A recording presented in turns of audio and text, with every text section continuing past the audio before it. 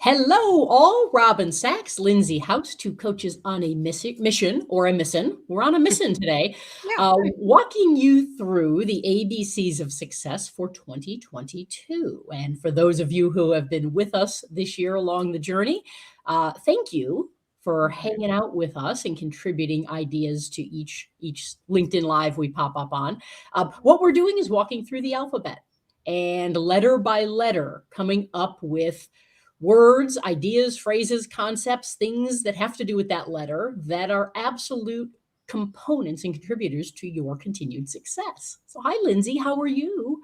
Oh, good. Hi, Robin. How I are love you? the outdoorsy today. Yes.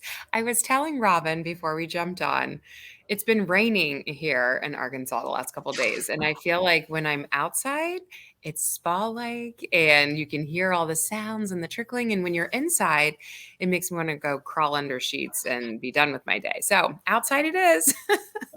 All right. So, this isn't an X word because we're on X today, which Yep. actually ended up being a little more easy than we thought as we started talking Mm, about it.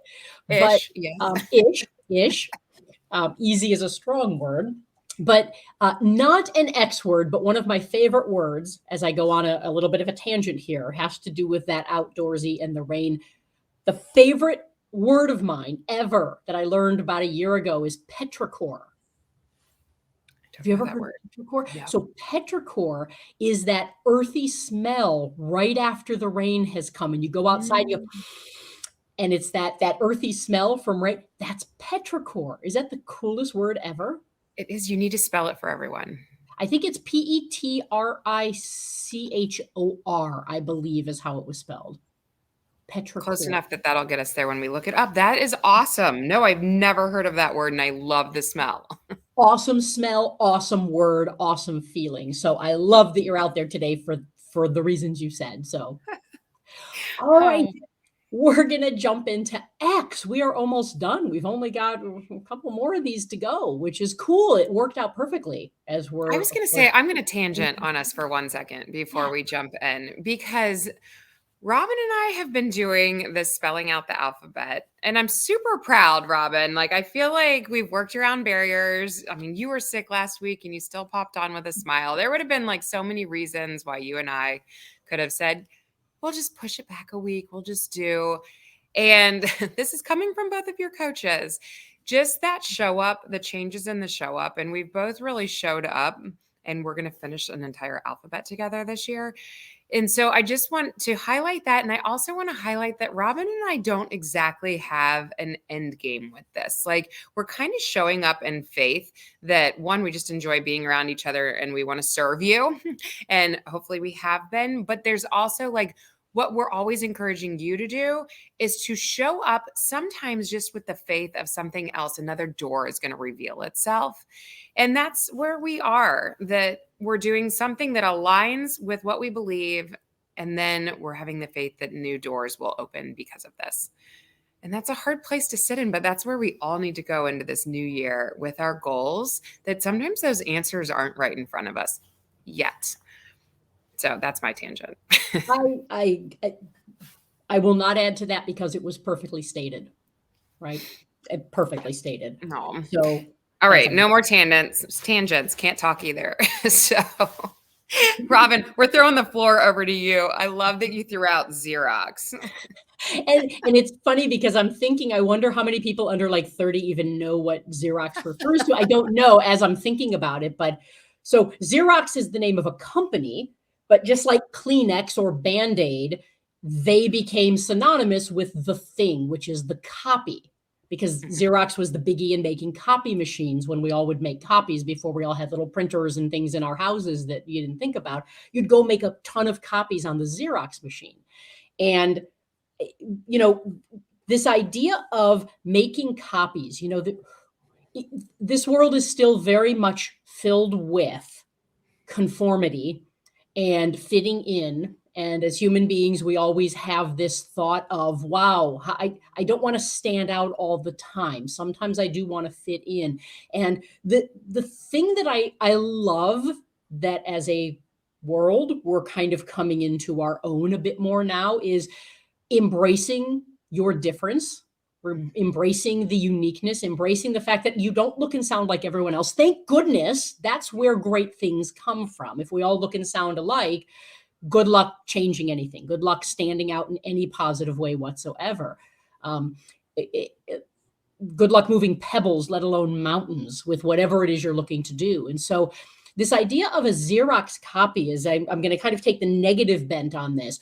Please do not become anyone's Xerox copy. Please do not live a life fitting in with everything. You were born to stand out. There's a billion quotes, of course, about this, but the idea is if you look at anyone who has done anything, it's because they stood out and looked a little different. They were willing to try something different, to look different, to sound different, to be different, to behave differently. That is what makes things move forward. And so do not ever be a Xerox copy. You can emulate.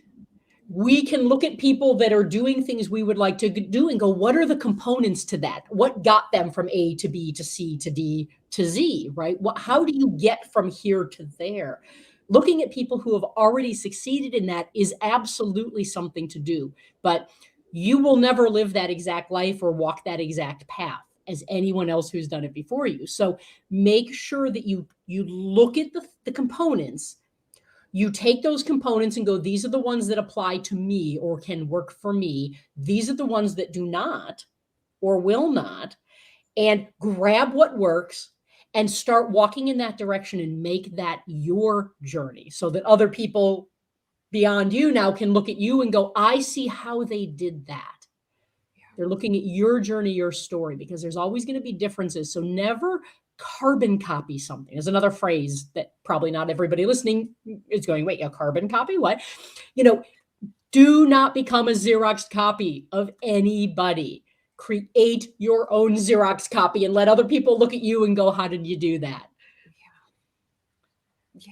Yeah. Just amen to that. I really feel like it's the number one fall off of why we stop our goals, why we stop our forward movement, is because we take our eyes off of our own paper and they drift over to what somebody else is doing. And then we compare. Comparison's the thief of joy.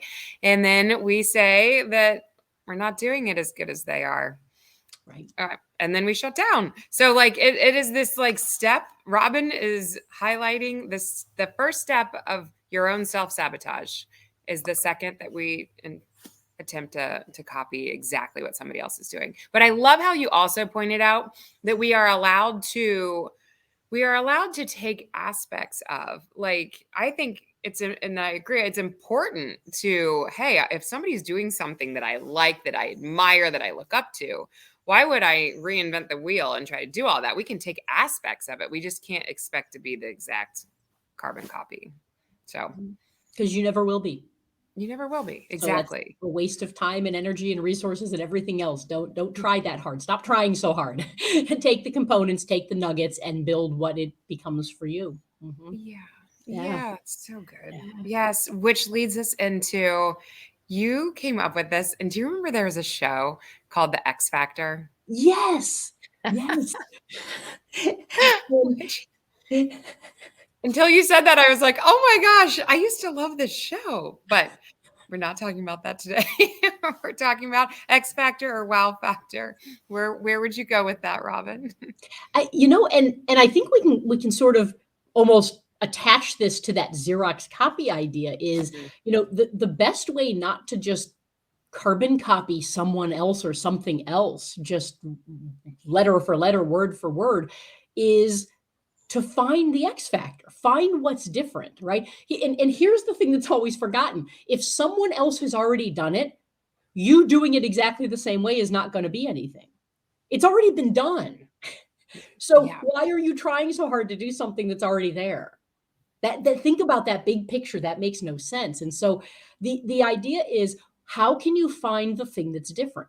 What is the wow factor? What is the X factor? Because that's the thing that will differentiate it from all of the same things that have been done previous to that. And, when we talk about the wow factor or the X factor in our professional lives, that could be, what makes you different? What do you bring to the table that not everyone does?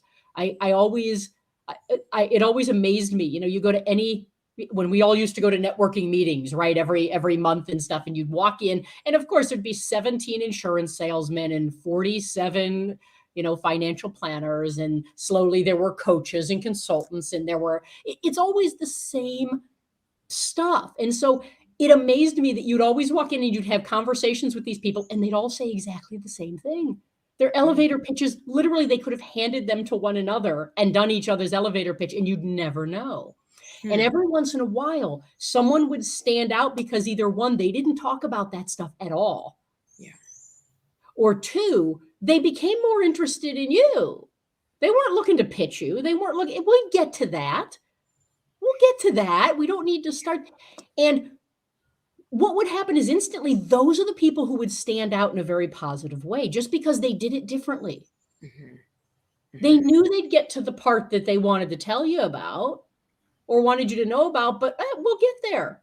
There's other stuff that we can do ahead of time. And sometimes it's little things like that professionally. It's not even that you do something tremendously differently. You could do the same thing that 17 other people sitting in the same room do. But how you show up and bring yourself to the table, how you actually walk into a room, how you interact with people can be your wow factor. So when it comes to business, don't always, I would invite and encourage you, don't always think of the businessy things, your products, your services and stuff. That's not how you're always going to stand out. Because when it gets down to it, we all do the same things as millions of other people who do the same thing we do. But what's different? How do you do it? What do you give yourself permission to bring to the table? How do you give yourself permission to communicate or not communicate, right? Are you interested in someone else first? Right? And when they get to you, they get to you. Those things can give you such a competitive advantage sometimes in business, and it has nothing to do with your product or service. Personally, your wow factor, your X factor. Rule number one, this is a non-negotiable. Give yourself permission to be you in all situations, and then polish the edges with whatever skill set, with whatever appropriateness or formality you need to bring to a certain situation. But 90+% of every interaction needs to be you, because that is the only thing in the entire world you have that no one else does. That's your superpower. You're you. Nobody can duplicate that. So use that to your advantage. That is a huge piece of your X factor. Yeah. Yes. So good. I feel like permission, as you're saying that, is what I think. Please hear this as Robin is speaking, because have you noticed this, Robin? When you're not being you, it takes more energy.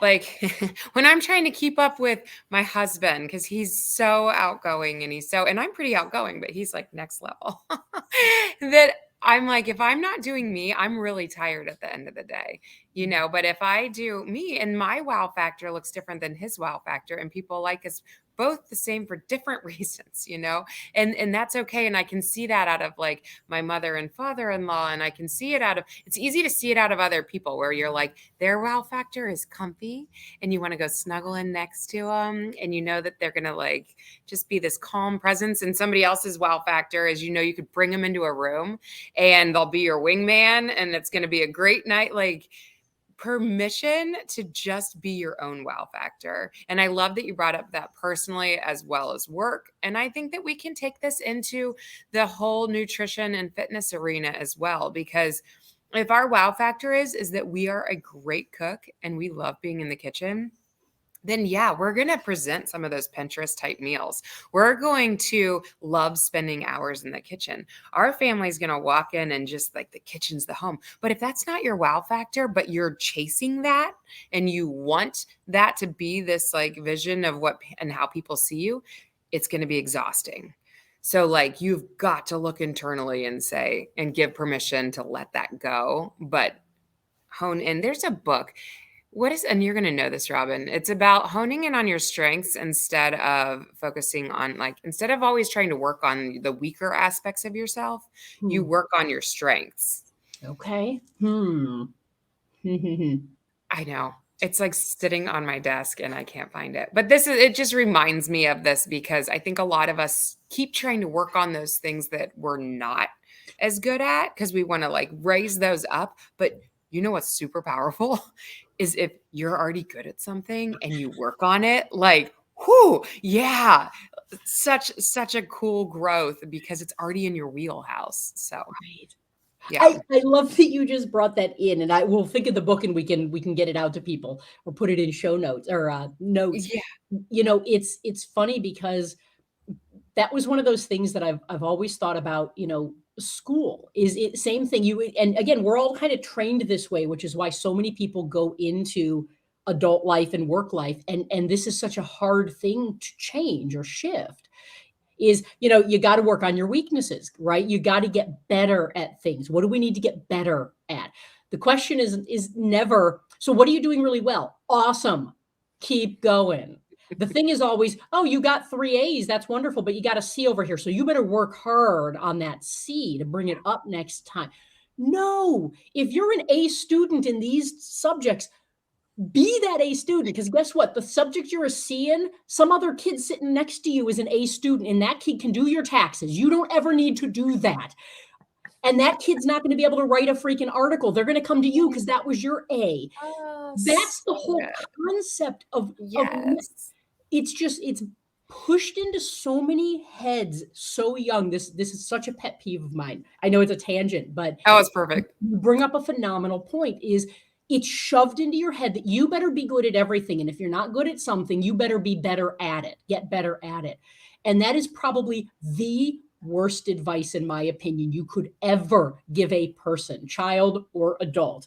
No, I'm going to be an excellent resource and go, I know darn well what I do well, and I'm going to excel at that. And people are going to come to me and ask me to do it and pay me to do it and bring me on to teams and other things to do that. That's why I know that's where I'm keeping my focus. The people are never going to come to me to balance their checkbook because I was a straight CD student in math. I have zero expectation, but you know what I am? I'm a really good resource and I'm really honest with myself and I can go, who are the people who excelled in that? Excellent. You're the one we're going to bring on the team to do that. And I think it so impedes that networking, work as a team thing that we could all be being taught so much earlier. And instead we're being taught to isolate and do it all yourself and get better and better and better at everything, especially if you're not good at it. Yeah. Horrific advice, in my opinion. So yes, find what you do well and go do it. There are always people who will do the things you don't do well, and they need you to do those other things because that's not what they do well. That's the whole point of networking and teamwork and being a resource and collaborating. And people who get that are phenomenal at that. That's why they excel at that stuff. People who don't get it always seem to kind of sit at the outskirts and they're always, that's where we get, I think, perfectionists and people that they're not ready. They're not ready. It's not ready yet. I got to read one more book, take one more course, rewrite it one more time. Nothing is ever ready to get out because they don't trust anyone but them. And it could always be better. And that's a disease. It's an absolute disease. It is. And I feel like one of the other things that I can really see out of clients and there's guilt that's layered in on this. Like, I'm going to use hiring out of because I think entrepreneurs are really good at this. Hiring out of somebody to clean your house, somebody to anywhere where your time is not making you money, then it gets hired out because by the way, it's called Discover Your Strengths. Yes. Thank you. Thank you. That's the book. I'm like, oh my gosh, it's too easy. But when I talk to a client about, have you considered, hiring in this area? No, I can clean my own house. It's a guilt. It's a pride. And it's like, how do we get people over that guilty feeling of even taxes? Well, I know I can go, I am capable of doing this. I can sit down and figure this out. Yeah. But how many more hours are you going to take doing it versus your time can be money somewhere else? So I don't know, as a confidence coach, as a business coach, Robin, how do you help people start to break down this guilt or this pride? Because you're right. Once people can get on the other side of that, it is this like fast acceleration in the right direction, but it is a huge barrier. One of the things that I always find a really effective tool, and this is something that anyone can use for themselves as well as for others. I always take the very thing, and in this case, it's the feeling of guilt, right? So I take the very thing that they're arguing one side of, and I use that exact same thing to argue the other side and see what their response is. So for example, right, the guilt of, cleaning my house or doing my taxes, that kind of thing, instead of just handing it off to someone else, right? Mhm. I'll allow them to talk about that. And then I'll say, okay, so let me ask you a question. How long does it take you to do your taxes?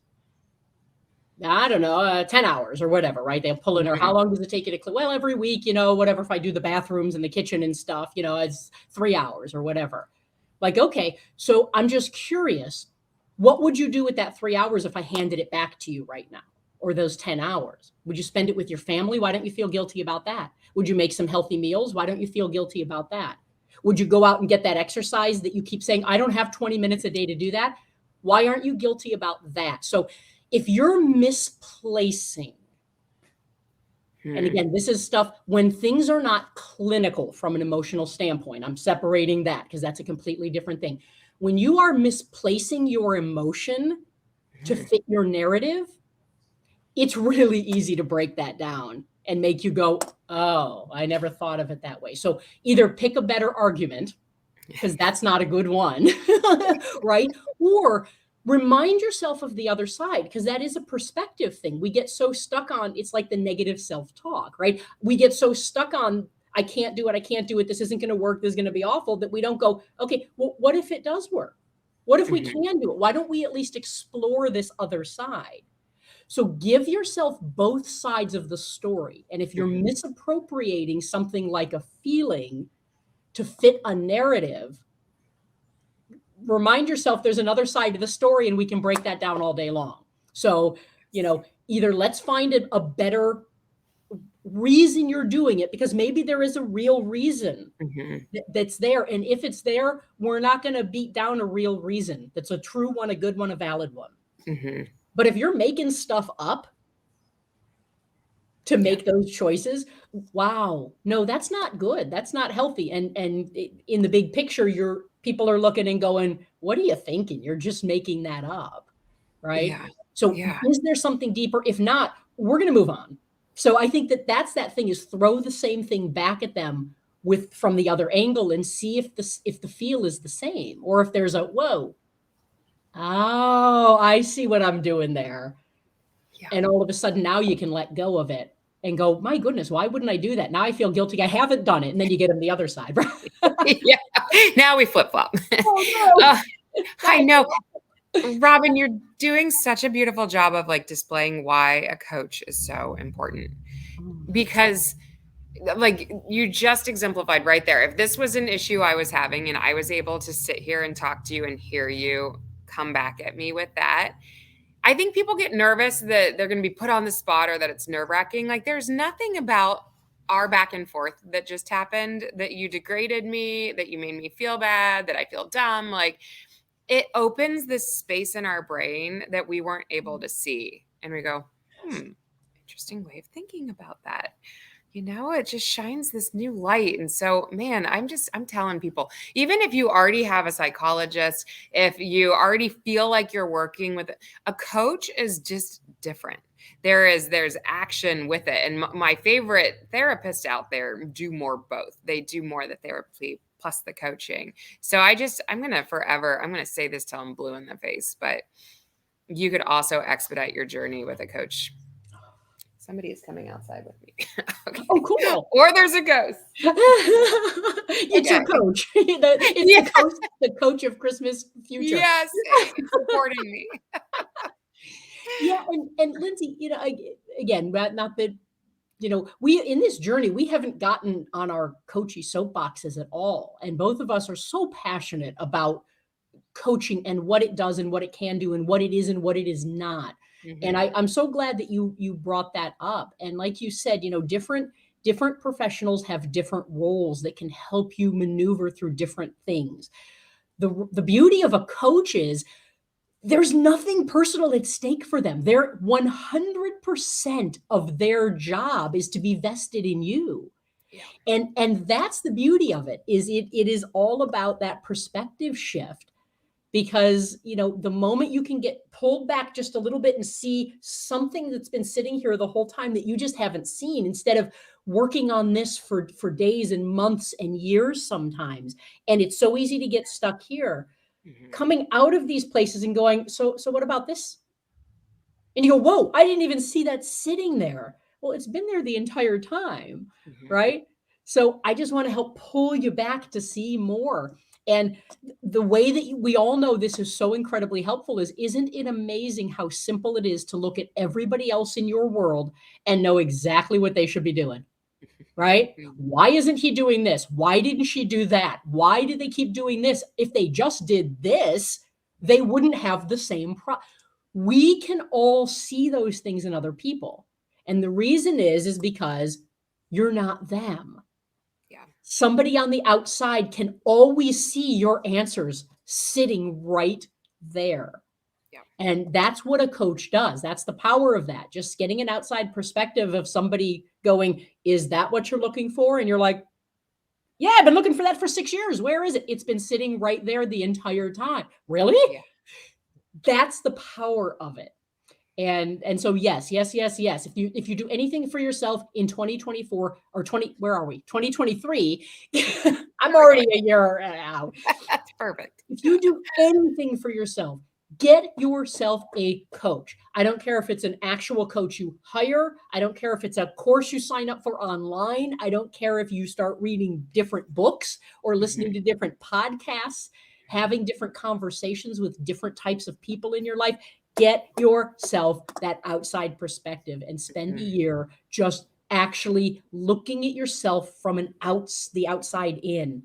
You will be amazed at how much you can move and solve and change and get just by doing that. It's phenomenal. And don't say no unless you've done it, because if you've done it, you can't say no because it works. So don't say no, just do it. Don't think about it. Don't talk about it. Just do it. And then come back and talk to us. Let us know how it went. Yes, exactly. I love it. All right. So let's come back. There's a couple of things here. And one thing, this is a biggie for me. And we're gonna put it in X because we're gonna call it X-ray vision. And what we're talking about here is learn to see through things, whether it is your own BS that you've been telling yourself, whether it is something that looks too good to be true, whether it is something that people are telling you or someone is saying or you are saying.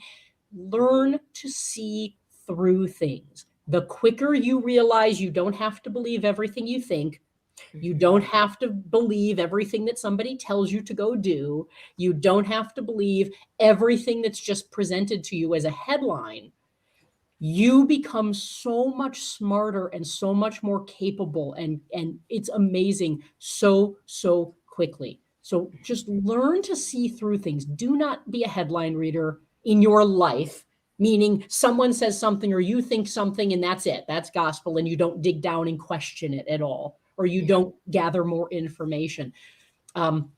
It's amazing how the answers to most things that you're struggling with are probably 2 paragraphs or 2 sentences down from where you're currently reading, to put that analogy in there. It's right there. But if you stop reading at the headline and you just sit there and complain and keep talking about the headline, you miss the answer that anyone who went, that's an interesting headline. Oh, I see the context. Oh, I see what that means now. Oh, no, that doesn't work. That's ridiculous. Or that's exactly what I'm looking for. The answer is down here. Please don't just look at this. Dig deeper. Yeah, I think this goes along with how our society is very like microwave society. We want things quickly. And I'm totally guilty of this.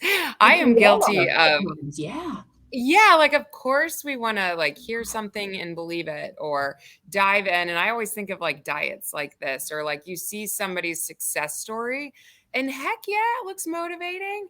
I even listen to some of my podcast guests and I'm like ready to jump off the call and sign up myself because I'm like, sweet, and then I'm backlogged at the moment. So like even 6 months will go by and I go back and listen to that same call and I've had time to put context around it. And it's not the same to me anymore. It's like, oh, nope, that would not have been my perfect person for whatever reason. So it's just interesting. It's kind of like when you say X-ray and don't see or see through things, like I vision that like a settle in process. Absorb it. And then we're going to look at the X-ray scan. We're going to put it up against that light, when you're in the doctor's office, and then you're going to take time to examine it. And then you come to your conclusions. But yeah. And sometimes, just using the visual of that X-ray that we just put up, right? I can look at your arm all day long. Until I look deeper, I can't tell it's broken. So from the outside, nothing looks broken. Yeah. Yeah. It's when you look a little deeper that if something is broken, you can then see it before you jump in. And that's that key is please don't take this as, be skeptical of everything. That's not what I want to put out here. It's just hear things and then either validate or invalidate it. Put it in context before you make a decision or choice. Don't be skeptical. Don't say, yes, that's ridiculous, or no, that's perfect. Don't make decisions with just a headline. Please don't ever do that. Because if you look a little bit deeper, you can see what's going on beyond that. And then it's easier to validate it or see if it fits for you right then and there or not. Yeah. Right. The beauty of marketing, everything looks phenomenal on the outside. It does. That's the whole job. That's the whole point. And many things are phenomenal on the inside as well. So you don't want to miss those things, but don't just get on an autopilot and treat everything exactly the same way. Because the irony is we do those things to save time sometimes and we just jump in when in reality, by not checking a little bit more on the front end or getting a context or different understanding on the front end, you waste so much time and money and energy on the back end. So it's which I feel like takes us into, and we'd be remiss if we didn't say it, but as we're going into 2023 and as you're talking about like really taking an inside look, we need to talk about Xing things out. That as we move forward, what from 22 needs X'd out that you're on autopilot with, that you just need to exit and move on. And that's going to look really different for a lot of people. But I always take this month with, and I'm sure you do too, Robin, this is the like building insight month, really looking back, reviewing what happened over the past year. So we don't take these things into the next year that aren't working for us, and just take assessing is what this is called. And then we reset new goals. And you can do this from a personal standpoint. You can do this from a business standpoint. You can do this from a health standpoint. And I would encourage you to kind of segment it out into your categories. And then as your lists come out, that's when you can start doing the whole exit out and then wipe it off and then start fresh lists. So now you can only see what you want to work on. Do you have anywhere that you want to go with that? We're on fire today, Robin. We can't stop. I know we could talk for hours today. So, yes, love that. Because again, we look so often at what do we want to add? What am I going to do differently? What am I going to do new? What do I want to start doing? And sometimes so much more importantly than that, you have got to go, what am I ready to stop doing? What am I not going to do anymore? It's, we look at our to-do list. I want you to create a to-don't list. And I want you to move things to that to-don't list. And, when we were back in H months ago, we talked a lot about things like habit trackers. And, I used to have 10 things a day on my habit tracker.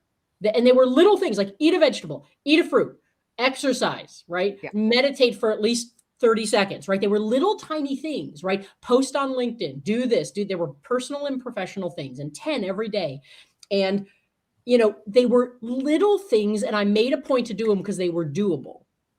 And at some point I went, okay, these are now habits. I don't have to keep tracking habits if I've already developed them. The whole point of a habit tracker is to get in the habit of doing those things. Once they're habit and you just do them every day, Mhm. You don't really have to track them anymore unless you realize, oh, I'm losing this or this, I'm not doing this anymore. Let me pull a habit tracker back in. You don't need a habit tracker for your entire life.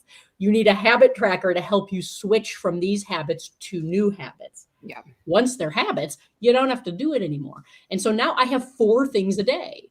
So originally 10 went down to 4. And those are my 4 non-negotiables. And it's not even that I don't know to do them without my habit tracker. It's that there is a satisfaction of checking those things off. And the more that you focus on and make a point to go, yes, I do these because they're non-negotiables and I'm proud of them. So I'm going to remind myself every day, check, they're done. Mhm. There's a satisfaction to just Xing through things and being like, done, not doing it anymore. I don't Right. care. Or this isn't getting me somewhere. It's just, maybe this is something that I'm going to X out for now, but I'm going to throw, on my calendar in 6 months, I'm going to revisit because it doesn't fit right now. I don't have to do it right now. Yeah. Maybe I can put it somewhere else where it pops up and goes, hey, do you want to think of this again? Or is it time now?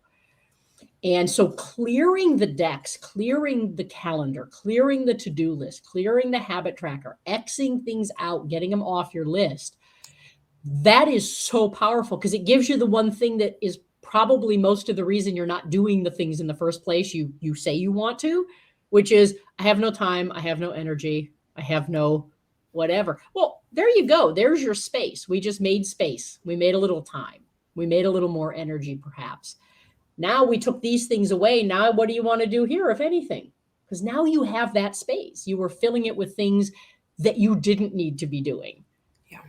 So there's always a way to kind of tweak and find what you're looking for and what you're needing. And the biggest piece for me in this, Lindsay, is you've got to be honest with yourself. It's great if you say, I want to lose those 30 pounds and this time I'm going to do it and I'm going to do it this way and I'm going to eat that way and I'm going to work out and I'm going to do all these things. And if you're not ready to do those things right now, that's okay. Right. You're not ready to start the side gig right now. That's okay. There may be things you truly want to do, but if you're not ready to do them, please don't try and push yourself right now. Keep check with yourself. When you're ready, do them. There are little things you can do just to get into the mix because, time is of the essence sometimes, and time is always on your side if you start right now, right? But so often, and I'm sure you see this in health and wellness, right? I see this in so many aspects of business.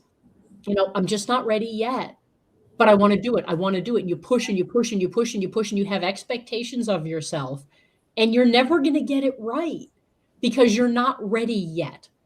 So be honest with yourself about what it is you want to do, why you want it, and are you willing to do that right now? Because it's not easy. It's going to take some time. It's going to take effort. It's going to take a lot to change.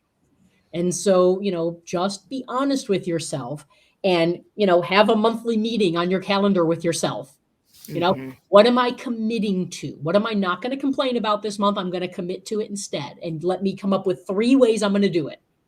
Make it behavioral, make it actionable, and just that's what you're going to check off. That's what you're going to start moving towards. Don't have huge expectations. Don't just make blanket statements. I'm going to do this, and at this time it's going to work. No, why would it work if it's never worked before? Are you ready, and what does that mean? And what does that look like? And what are the actions that have to go along with that? And how are you going to track that stuff? And again, another great reason for a coach.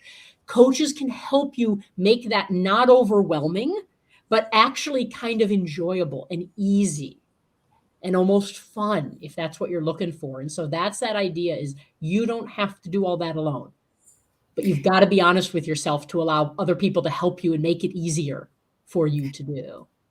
Yes. Yes. You actually just promoted my podcast for tomorrow on direction, not perfection. I came up with an acronym DIG and just being very deliberate on figuring out exactly what we're fighting for the new year, and then asking yourself a bunch of whys behind that. Like, I want to lose 20 pounds. Why? Because my joints feel better. I want to lose 20 pounds. Why? Because I sleep better and I don't snore as much. I want to lose 20 pounds. Why? Because that's what Robin's talking about. It's when you're being very deliberate about what you're doing and you're ready for it, then the go button happens. But if you're not ready, it's just a should. It's just I know I should lose 20 pounds. It's not that motivating. We don't have 20 whys backing it up. But when we are ready, we typically have a lot of whys backing that up. The I, just in case anyone's curious, is intentional, being very intentional about tracking, about showing our measurements of success. And the G was geeking out over reviewing our data that we just gathered about measuring that success. So just digging into 2023 and really going through that process that a coach would take you through. And so just kind of laying that out for you. Robin, I hate to say this. We're over our time. It's time. It is time. But all right. So, some homework, quick things. If you want to do that, put a to-don't list together and make that the thing that you make a resolution to do or not do this year. Yes. I'm going to challenge you to not focus so much with your resolutions on what you're going to do differently. I want you to challenge yourself to say, my resolutions are, I'm ditching this and that forever. I want you to find things to get rid of and see how much easier it is to bring some of those other new things naturally that you do want into your life, because there's some space now. Yeah. And that's pretty amazing. Any thoughts on any other homeworks or anything, Lindsay, that came up? No, I love that one. Let's run with that. And if you are enjoying these talks, if you're like, I just am taking my nuggets out, we have obviously the whole alphabet that's still waiting for you. If you've missed any parts of that, you can find it here on LinkedIn, as well as Robin and I both have a YouTube channel on it. So you can find Robin at robinjsachs.com. If you want more Robin in your life, you can find me at healthaccountabilitycoach.com. And Robin, sign us off. My goodness, we have 2 more to go. So talking about our whys, I know it's W, but our next one is Y. So, maybe we'll put it in quotes and make it our Y. We'll talk about that. Next week, we have Y and Z. Both. We have a double feature, basically. I think we're Wednesday and Thursday next week. And then we will take it out for the year. So keep an eye on LinkedIn. We will post those links. And if you feel so inclined, join us. We promise we'll give you some good stuff to take away and do. And with that, Lindsay, a pleasure as always. And enjoy the outside and the petrichor. Have a good rest of the week, everybody.